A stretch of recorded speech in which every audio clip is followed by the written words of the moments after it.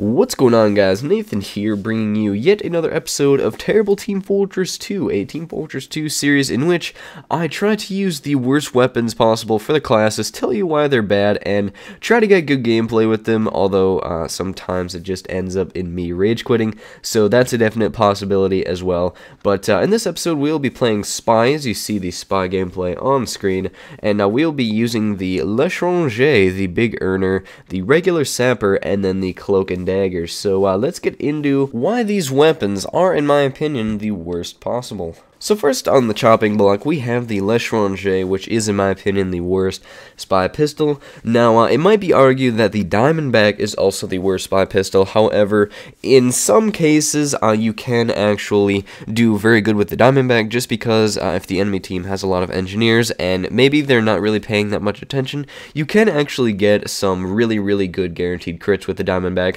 So that's why I didn't choose that as the worst spy pistol, but with the L'Étranger, I just really don't like it because it has a 15% damage penalty, and it only gives you cloak upon hit. Now, I realize that this pistol does have, or rather has the potential to be very useful in tight situations where maybe you're out of your dead ringer cloak, for example, and you need to just get yourself out of that sticky situation by building that cloak up again. I realize the L'Étranger serves that purpose very well, but in most cases, I find that my cloak is mostly full whenever I take out my L'Étranger to actually shoot somebody. Usually, if I take out my pistol as spy, it's either because I'm trying to hit a long-distance target, or I've been discovered and I need to get myself out of a tight situation. Now, once again, I realize that the L'Étranger does have the possibility to help out in those types of situations, but so far, when I've been using it, it really hasn't been that handy, or at least I haven't really noticed the effect that much. Next up here we have the Spy melee weapon, which is the most important part of Spy, being it's his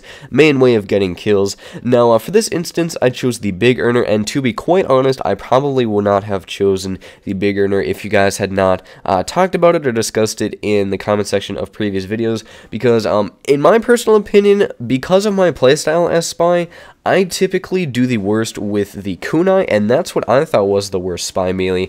But you guys actually spoke up in the comment section saying, you know, hey, the Big Earner is actually really bad because, first of all, it takes away 25 health, which is actually a decent amount if you think about it. And second of all, it only gives you cloak on kill. I mean, it's sort of with the L'Étranger. I mean, do you really notice that gained cloak upon kill? I mean, kind of, sort of, but, so yeah, I actually decided to use this knife just because, kind of upon examination, I noticed that maybe the Big Earner is actually the worst spy melee, and I don't know, I just do worse with the kunai, I guess. So why is the Big Earner the worst spy melee? Well, like I said before, taking away that 25 health with the spy is actually a pretty big deal, because 25 health in Team Fortress 2 is actually quite a bit, and if you actually do 25 divided by 125, which is the spy's total health, you come up with, you're basically taking away a fifth of the spy's total health.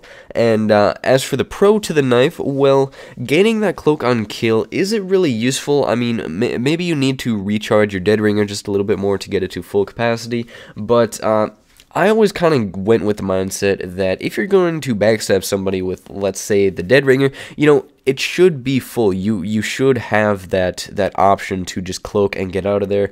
So it's kind of the same deal with the L'Étranger. You know, is that cloak on hit or cloak on kill really worth it? Probably not.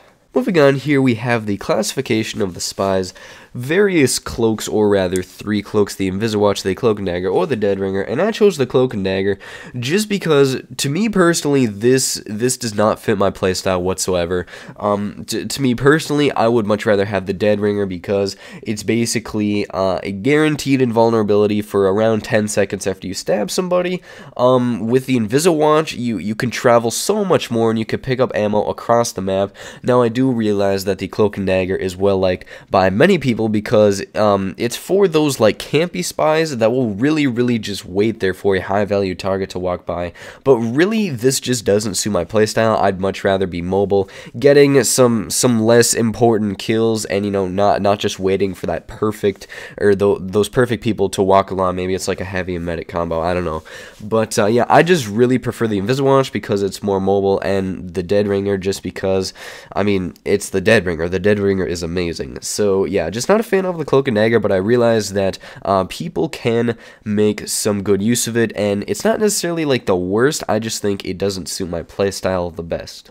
Lastly, we have your choice of Sappers, and this is a fairly recent addition to Team Fortress 2, and I would not even be talking about this if it was 6 months ago how you had a choice of Sappers, but I would rather have the Red Tape Recorder than the default Sapper, simply because with the default Sapper, you are taking a gamble on either destroying the sentry or having it repaired and kept up, whereas with the Red Tape, you're kind of taking that safer path where you are basically going to guarantee a level 1 sentry by the time that the engineer either kills you or repairs the sentry. It's not going to be as powerful.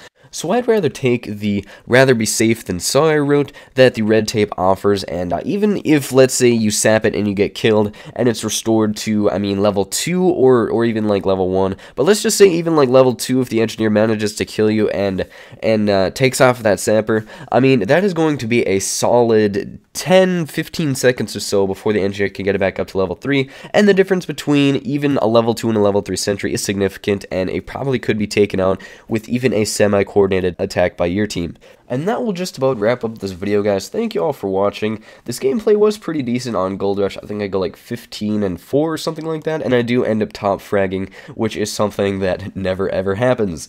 So, yeah, that's pretty much the video. Like I said, feel free to leave a rating if you enjoyed it. Really appreciate it, as always, and if you're new to my channel, feel free to subscribe for more Team Fortress 2, being I do bring a lot of that content to my channel. I'm still trying to play more of it, as I am engrossed in Saints Row 3 and Skyrim right now, and also Battlefield 3 is amazing on PC if you can play it on Ultra. But anyway, I'll stop ranting about tangent items and just end the video. So yeah, thank you all for watching, and goodbye.